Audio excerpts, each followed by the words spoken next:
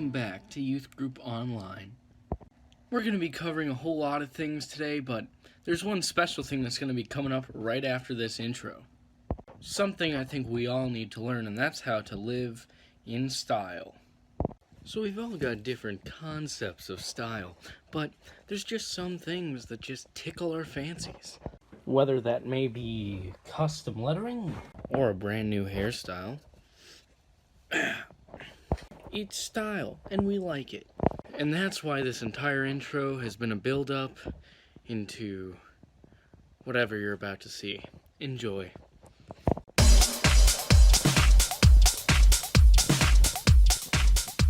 Yo, what up, MTV? My name is Braden Strong. Welcome to my crib.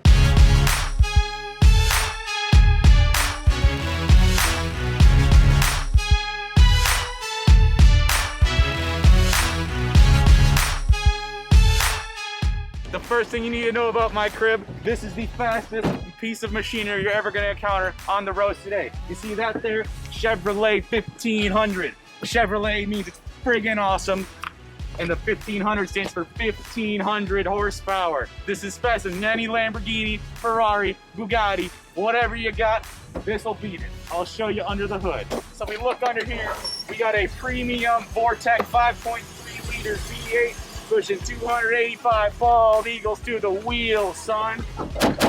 If we go into the interior with me, deluxe leather steering wheel. If you look over there, you see all my trophies and my Christmas tree decorations. Got my little pine tree and the haha gotcha. You hit him with one of these, like, I got something for you, Carter. Oh!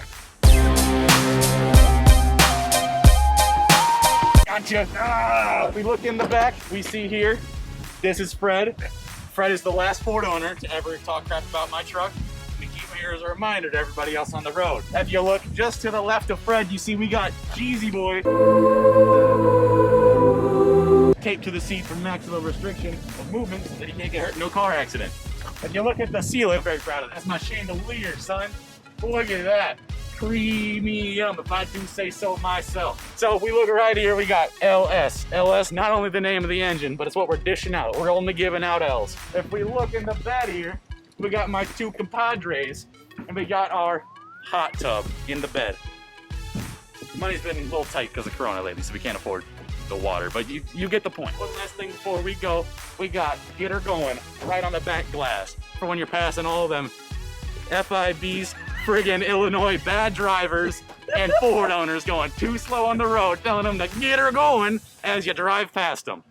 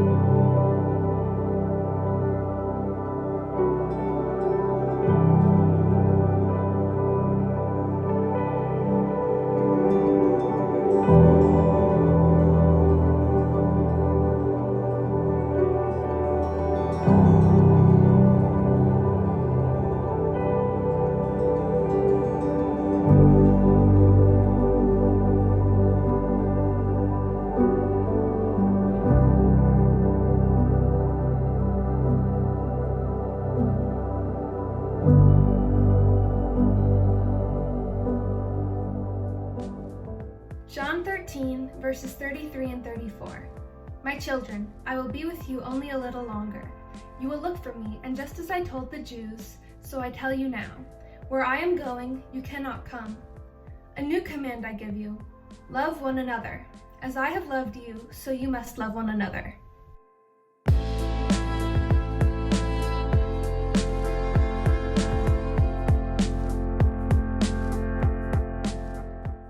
The church is full of judgmental, moralistic, holier-than-thou hypocrites who think that they're better than everybody else, and that everybody else is going to hell.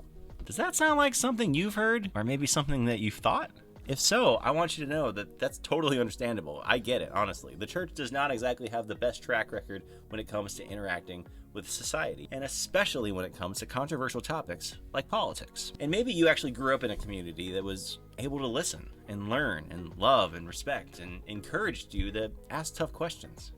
Maybe you've been supported and upheld and truly, truly loved for who you are, and if so, man, that's so good, because that's the way of Jesus. And what's better still is that Jesus didn't shy away from this kind of stuff. He didn't shy away from tough conversations, and what's really interesting about how that worked out is that people who were nothing liked Jesus, and he liked them back.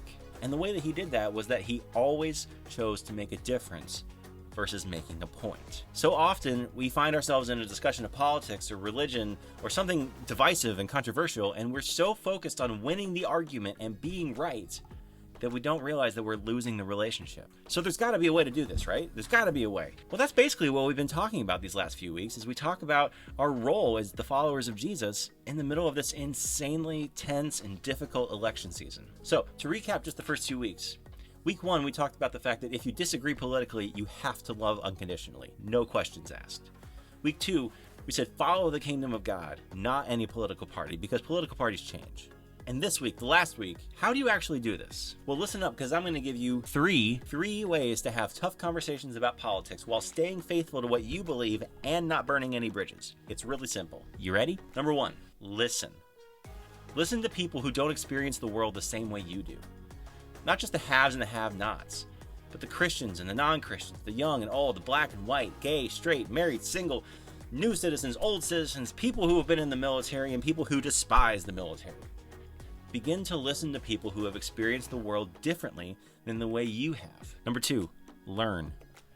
Christians should be the most curious people on the planet, because once upon a time, all the followers of Jesus thought they knew how everything was going to end. They thought they could anticipate anything, and then a singular event changed everything. The resurrection of Jesus. We have to always be open to new experiences, new information. So don't look away. Don't put down that book. Don't turn off that video. Don't turn off that podcast just because somebody said something that you disagree with. There's this guy, his name is Sam Harris, and he's actually a prominent atheist, but he actually says something I really agree with. He says this: pay attention to the frontiers of your ignorance. So we've got listen, we've got learn, and the last one is love. We are so bent so often on winning the argument that we don't see that we're losing the relationship. So hear this: never ever burn a relational bridge because of a political viewpoint. It doesn't matter if they started it. You can distance yourself from toxic people who spout toxic beliefs if you need to. 100%. It is so important to have good boundaries, but never burn a bridge over a political viewpoint, because the fact is, Jesus died for that person too, and that other person is more precious to Jesus than your correct political viewpoint. So listen, learn, love. I'll tell you, if we commit to this and we live this out faithfully, we can be the generation that finally separates the church from hate and lives out the love of Christ. When the enemy says I'm done, I'll lift my praises. When my world comes crashing down, I'll lift my praises high. Till the darkness turns to dawn, I'll lift my praises. I choose to worship. I choose you now. Yeah, when the enemy says I'm done, I'll lift my praises. When my world comes crashing down, I'll lift my praises high. Till the darkness turns to dawn, I'll lift my praises. I choose to worship. I choose you now. Let's choose him, church.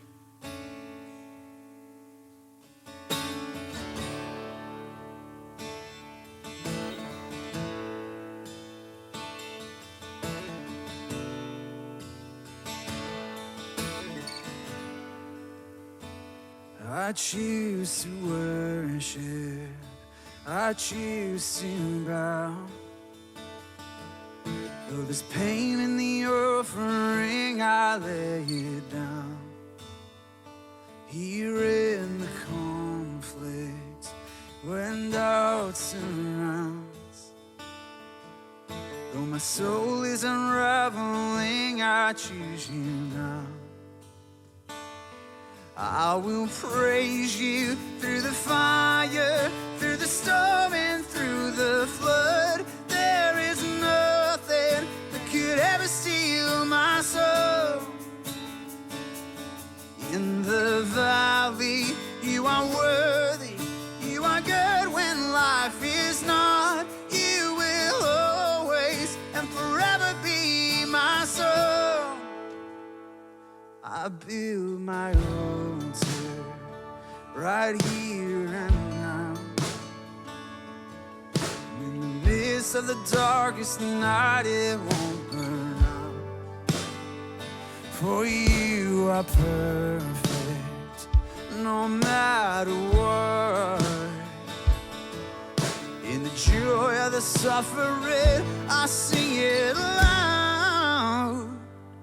I will praise you through the fire, through the storm and through the flood. There is nothing that could ever steal my soul. In the valley, you are worthy. You are good when life is not. You will always and forever be my soul. Let's choose it right here and right now. When the enemy says we're done, when our world comes crashing down, we've still got a song to sing. In every season and circumstance, we have a song to sing. We won't let the enemy steal it. We won't let our circumstances steal it. He is still good when life is not. That's our proclamation. That's our declaration. Wherever we are, let's declare it together that we choose to worship right here and right now. When the